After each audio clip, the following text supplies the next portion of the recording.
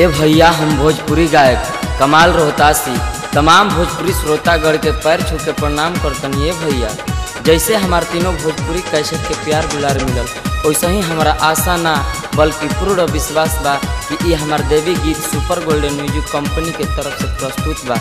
जौना कैसेट के नाम बा माई बखोरापुर वाली, जेकर निर्माता भैया विनोद रतन जी बानी। ये कैसेट के विशेष सहयोग मिठू भैया बानी और जमाल भैया बानी, जे ये हमारा कैसेट के गीतकार बानी।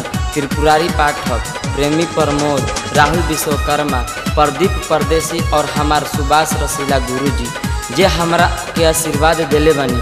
सुल्तान जीजा, मारकंडे जी, प्रदीप परदेसी, बबलू ड्राइवर, सत्येंद्र मेहता, छोटू विश्वकर्मा, विशाल स्टूडियो और मंटू जी और पीके सेठी जी, और गोरखपुर क्षेत्र से सुरेंद्र सोनी जी, विक्रमगंज क्षेत्र से चुमंत शर्मा जी, दावत से दीपक कुमार सोनी जी और रघुनाथपुर से गुड्डू जीजा जी, कोचा से राम दुलार मेहता जी, बेचन मेहता जी और भोला बेदर्दी जी।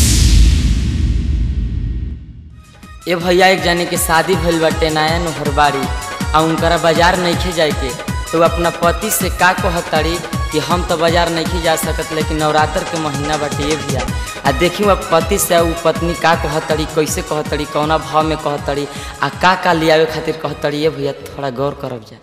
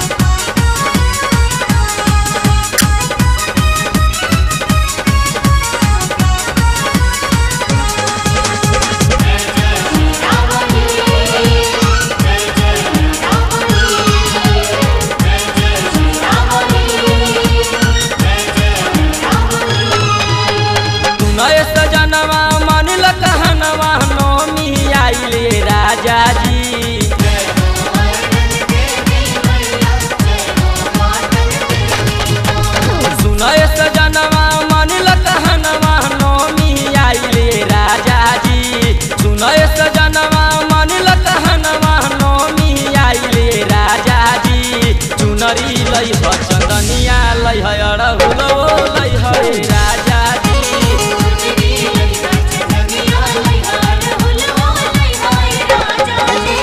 सुनय सजनवा मन लहनवा नौमी आइले राजा जी, चुनरी लई है चंदनिया लई है अड़हुलो लई है राजा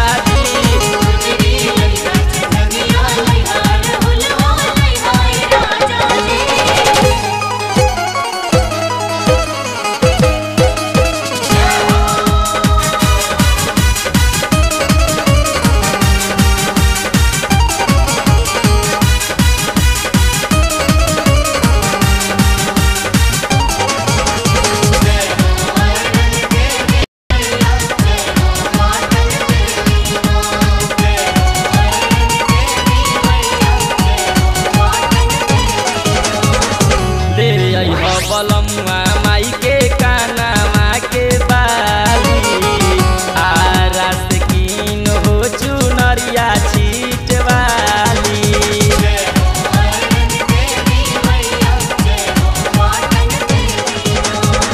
ले अइहा बलमुआ माई के कानावा के बाली, आरा से कीन हो चुनरिया छीट वाली।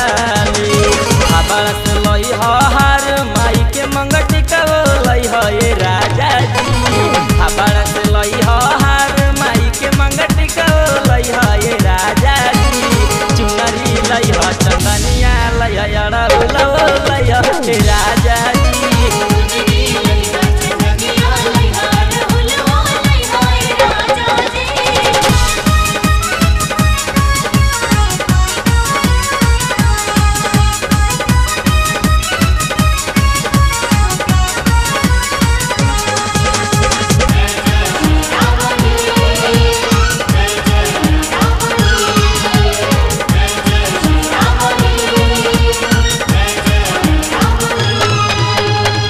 पटना से पायल लई हो